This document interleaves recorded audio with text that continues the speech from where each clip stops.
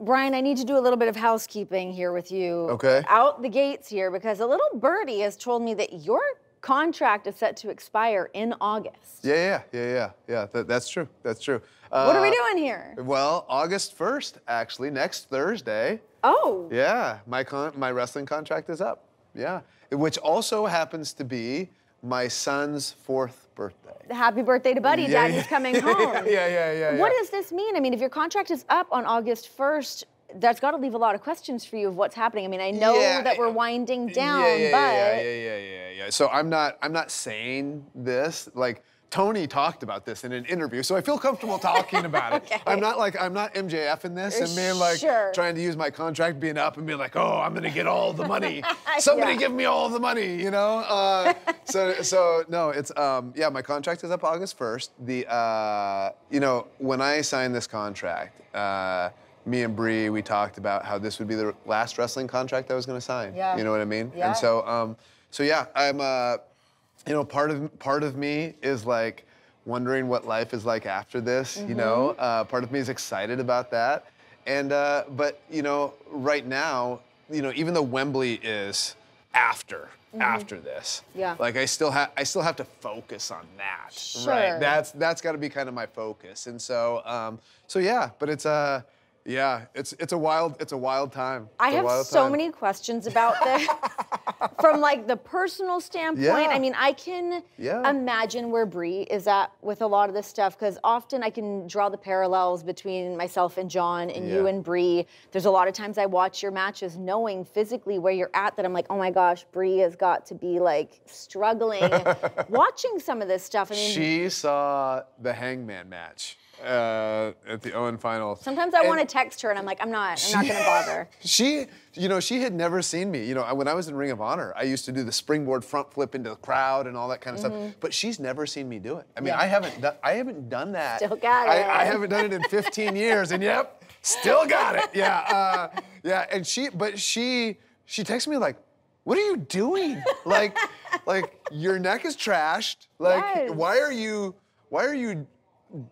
First of all, so she was when I was in WWE, like my second TV match. I did a springboard and then fell, and I was like, I probably don't have it anymore. And just think, that was like 15 years ago, 14 years ago, and so I really kind of stopped doing the whole springboard thing. But she never really even seen me do that. There was a point where she thought she was... Good to keep some tricks in your back pocket, you know? There was a point where she thought she was faster than me. And I was like, at what point, even the way that I wrestle, what makes you think... Sometimes I see John and I think I could be faster than him too, though. So I kind of understand we've this. Had that conversation before. I do get it. Yeah. Okay, so you won the Owen Hart Foundation tournament. Now you're going to be heading into All In Wembley. You missed it last year with a broken arm. Yeah. As if there's not already so much pressure kind of heading into this match, but to now have this huge opportunity in front of you with the contract dwindling down, this really being your final stamp on your career. How much pressure are you feeling? So I honestly don't feel that kind of pressure, because to me this is doing this is like joy. Right, and so yeah. I guess the bigger thing is that like Doc Sampson doesn't want me to wrestle until Wembley, and that's actually the harder part. It's the part of like, what do you mean? I have to, I'm here in Nashville, can't I? Like that sort of thing. So, but yeah, I mean, to me, it's not. Ever since I came back from when I was forced to retire. This has really just felt like a gift, right? Yeah. Where I can go out there and there's time. There's a time. There was a time in my career where like the big matches, I'd feel like pressure, and I'd feel like, oh no. And since I came back from that retirement, I really haven't felt it at all. You know, it was funny because I was trained by Shawn Michaels, and one of the things he said to us was, the moment you stop feeling nervous before you go out to wrestle is when you need to retire. And it was funny because I came back from retirement and I stopped feeling nervous at all. I was just like happy. Yeah. And I was like, oh, maybe he was wrong, right? Okay. Like, yeah, maybe he was wrong in the sense of you almost have to retire first. To get that second lease on life. To get that realization that this is a gift, right? This thing, being able to go out there and do this thing that you love, it's a gift. Yeah. And until it gets taken away from you, you don't realize what a gift it is, you know? Yeah.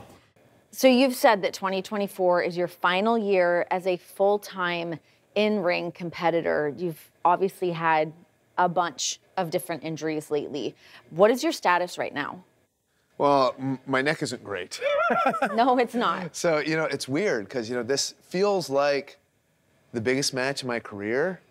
And, you know, there's this war going on between my mind and my body, right? Of what I feel like I can do and what my body is telling me that I probably shouldn't do. Even like when I talk to Bree and the family, it's like, well, I want to do this. And she's saying, but what about your neck? What about this?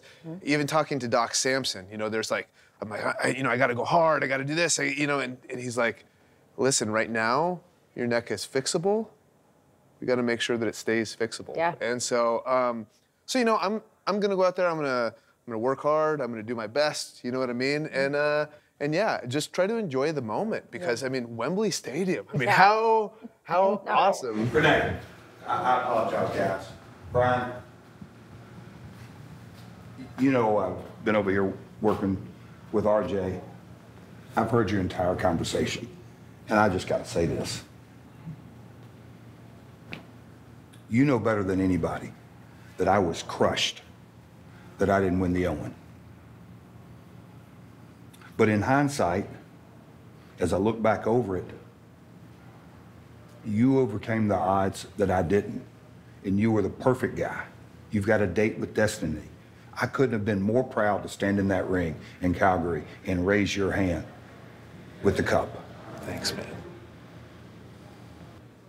But now you got Wembley in the crosshairs, and you're gonna be facing a champion who knows exactly what he needs to do, dialed in and focused on that championship. Now, I understand you gotta heal up physically, but I think you got a lot of mental healing up to get done. Now, you can sit on the fence. Hell, it sounds like you've got one foot out the door, or maybe even making an excuse. Bryan, if you're gonna go all in, freaking go all in. A lot of people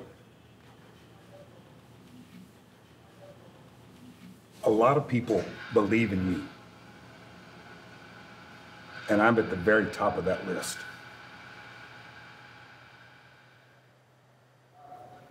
Where does that sit with you? Yeah, a lot of that's true. I got some work to do, I think. Thanks, Renee. I appreciate it. Thanks.